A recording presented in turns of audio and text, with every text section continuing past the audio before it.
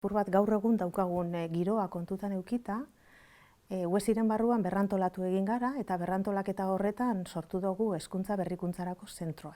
Hezkuntza Berrikuntzarako zentro hori gune, disiplinarteko gune bada, non beharraren arabera elkartzen garen disiplina ezberdinetako eta ikerketa talde desberdinetako personak.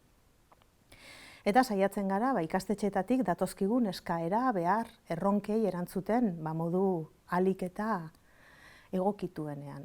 Etortzen zaizkigun eskaera horiek ad hoc sortzen ditugu, ad hoc ikastetxearekin adostuta, batzuetan prozesu itxiagoak izaten dira, beste batzuetan prozesu irekiagoak dira, arian egokitzen joaten direnak.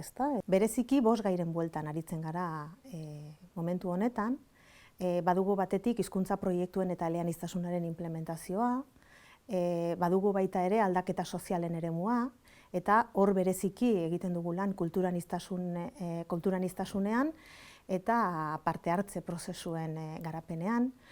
Badaukagu hezkuntza berrikuntzaren eremua eta bereziki berrikuntza metodologikoarekin lotutako proiektuak eta kudeatzen ditugu. Badaukagu zientzia, teknologia eta digitalizazioaren inguruko gaia ere garrantzitsua momentu honetan, eta badauzkagu baita ere zentro eta etapetako berrikuntza integralak.